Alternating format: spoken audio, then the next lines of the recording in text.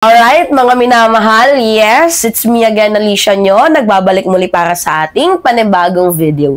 So, ngayon nga po, eto na, papangalanan natin itong secret agent na namamangka sa dalawang ilog.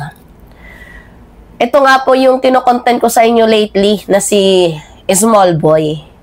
So, papangalanan na natin siya ngayon. Hello, Ray! Yeah, did you miss us? Kasi ang pangit talaga ng trabaho mo, to be honest. Hindi ko man fully na ibigay yung pinaka-detailed or details nitong taong to. Pero sobrang pangit ng ginagawa mo sa administrasyon. Although hindi ka naman nakakatulong, 'di ba? Pero wag ka naman sanang maging pabigat. Kasi mga minamahal, yung trabaho niya, talagang literal na masasabi mo na namamangka sa dalawang ilog. Sa harapan ni First Lady, todo puri, diba? Todo suporta. Pero behind the bars, siya yung nagpapatakbo ng mga rally doon nga po sa The Hague, sa The Netherlands. Sa pamamagitan nga po nitong dating nurse, ni former President Duterte na si Alpotera. Kasi biruin nyo sa tingin ninyo mga minamahal, makakaya ng mga vloggers na makapag-business class, 'di ba? Kumain sa napakamamahaling resto, magkano lang naman yung sinusweldo sa pagiging content creator? 'Di ba? Nagigets ninyo yung pondo sa mga rally. Hindi basta-basta 'yun. Sound system, foods, travel, and other expenses. Hindi po basta-basta ang expense ng pagsagawa ng rally. Kaya nga ngayon, nahuli ka na. Actually, hindi na nga ito pinapansin itong si Ray. To be honest. Kasi meron tayong A1 sources dyan, mga minamahal, sa loob ng Malacanang. Hindi na siya pinapansin ni First Lady. Kasi parang dahil nga sa kaka-content natin, natunugan. Oo, itong si Lolo Moray na gumagawa ng katarantaduan. Biruin nyo sa harap ni First Lady, ang baboy. Oo, pupurihin niya, tapos pagkatalikod, isisigaw doon sa The Hague, isisigaw doon sa The Netherlands, Marcos resign, PBBM resign. Diba? Hindi natin sinisiraan itong si Small Boy. Kasi, ang gusto ko lang matukoy dito, ano ka ba? Marcos supporters or double agent? Tanong lang. Kasi kung kilala nyo itong si Small Boy, kung bibisitahin nyo yung kanyang Facebook account, makikita ninyo na nagpo-post siya ng Marcos content. Oo, itong businessman na ito. Nagpo-post ng Marcos content, suportado ang administrasyon, laging kasama sa mga campaign, event, diba? And sinasabi niya na, my loyalty is to the president. Ganyan. Pero mga kababayan, ito yung pinaka-interesting part dito. Kasi doon mismo sa The Hague, The Netherlands, meron siyang tauhan. Kagaya nga ng sinabi ko, itong kanyang tauhan, napakarat din, itong si Alpotera, yan yung gumagalaw on the grounds. And if you will see, yung mga DDS, basically, nag-aaway-away din.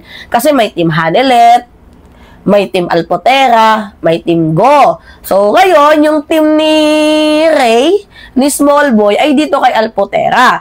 Which is, nakakapagpa-brainwash din naman, kahit papaano. Kasi, malaki-laki din to. Kasi, may mga content creator talagang literal na, I think, binabayaran tong mga hayop na to para magpakalat ng fake news Diba?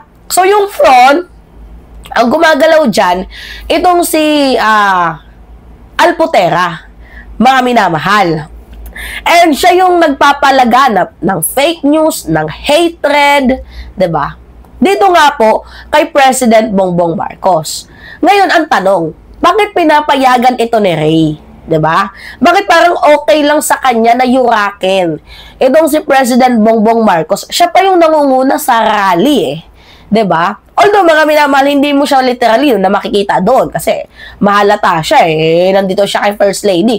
I mean, siya yung nangunguna, 'di ba, na magpalaganap ng rally sa pamamagitan ng pera. Ngayon, china-challenge natin itong si Ray. Kung talagang totoo ka, dito nga po sa administrasyon, bakit hindi mo utusan itong si Alpotera, diba? Na i-post na Sara resign kung talagang nandito ka sa ating admin. Di ba kasi, ang hirap naman kasi sa part mo na namamangka ka sa dalawang ilog, yung parang play safe ka. Matalo man si Marcos, pwede kang kumambyo dito sa Duterte. Matalo man ang Duterte, pwede kang kumambyo dito sa Marcos.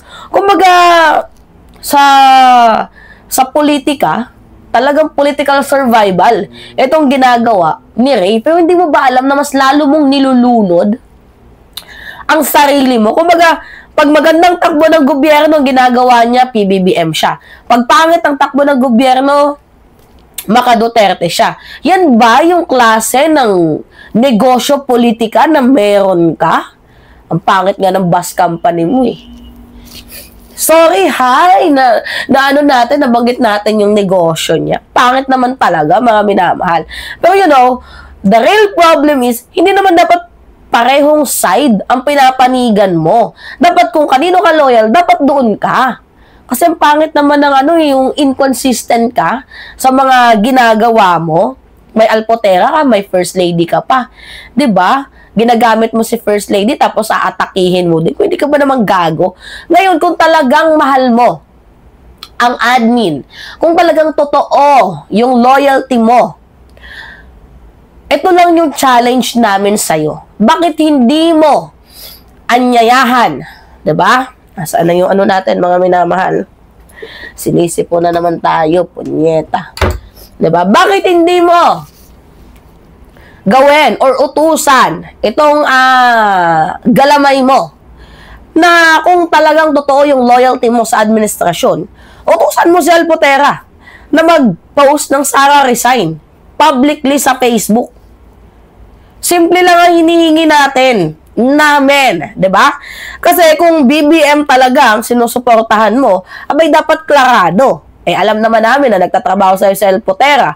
Hindi yung sa harap, maganda ka, tas pag nakatalikod, sinasaksak mo yung tao. Again, uulitin ko, hindi ako naninira, mga minamahal. This time, gusto ko lang ipalaganap ang accountability. Kasi ginagamit mo pangalan ni PBBM at ni First Lady for clout. 'Di ba? Pero meron kang galaw sa kabila. Abay, ang pangit naman ata nun. Hindi naman ata tama yon. Kasi sa panahon ngayon, malinaw na ang laban sa politika, 'di ba? Na magulo. Oo. Kasi nagbabakbakan yung dalawang yan. Pero hindi na porket nagbabakbakan yung dalawang yan, gagamitin mo yan as opportunity para sa negosyo mo. Hindi ka ba naman tarantado? 'Di ba? Laban ito sa katotohanan ang ating pinaglalaban. Kaya dapat maging klarado ka, maging transparent ka sa kinakampihan mo. 'Di ba, mga kababayan? Hindi natin gusto itong si small boy na siraan. And hindi naman to paninira. Tayo po ay nagsasalita lamang ng katotohanan. Ang gusto lang natin linawin kung saan talaga siya kumikiling. Saan nga bang tunay niyang loyalty or saan nga ba siya tumitindig? Kasi kung ikaw ay Marcos supporters, 'di ba? Hindi mo dapat hinahayaan na gamitin ang pangalan ni President Bongbong Marcos na babuyin doon sa The Hague, Netherlands na wala namang ginagawang masama ang tao. 'Di ba? Tapos ikaw pa yung nangunguna sa pagpapalaganap ng rally na pa-resign, itong si PBBM, na walang ginagawa, itong ating administrasyon. Kahit nga si First Lady, tinitira mo din, pinapatira mo doon. Akala mo ba hindi namin nababalitaan yon? Maybe yung vlog na to, ang iba hindi makaka-relate kung sino si Ray. But soon, mga minamahal, you will know kung sino nga ba itong taong to and masya-shock kayo kung gaano siya ka-manipulative na tao. Na manipula niya nga si First Lady eh. And buti na lang yung pagko-call out naming mga vloggers. Hindi na siya pinansin. At sana tuloy-tuloy na. 'Di ba? Kasi kung wala kang tinatago, walang problema yan. Yung hamon namin, gagawin mo yan. Ipakita mo sa tao na ikaw ay tapat dito sa admin. Ipakita mo sa taong bayan na ikaw ay nagmamalasakit sa administrasyon. Ang suporta ay hindi dapat pakitang tao. Tandaan ninyo yan. Dapat ito ay may halong paninindigan. Kahit mahirap, mga minamahal, kahit merong masagasaan, kung totoo ang stand mo, kung totoo ang paninindigan mo. Hindi ka matatakot sa request or sa challenge namin, 'di ba? Na i-post na Sara resign. Dito nga po sa galamay mong si Alpotera, 'di ba? Small boy, this is your turn. Bola mo na 'to. Kaya pakita mo na loyal ka sa taong bayan at sa admin. Hindi yung ginagawa mong negosyong politika Tang-inang tong hayop na 'to. Kaya mga kapatid mo galit na galit sa'yo. Wait lang. Diba? Mga kapatid niya, mga minamahal na balitaan natin na galit sa kanya. Paano ba naman hindi magagalit? Kupal. Sinisipon tayo. Ang dami natin sipon Pasensya na, mga minamahal. Tao lang, nagkakasakit, no? Yeah. Nung una, ubo. Ngayon, sipon. Paano ba naman kasi kasalanan to ni Ray Na-stress tayo Diba? Alright, mga minamahal yun po. Anyway, it's me again, Alicia nyo. Kayo, ano yung masasabi ninyo sa agent na to?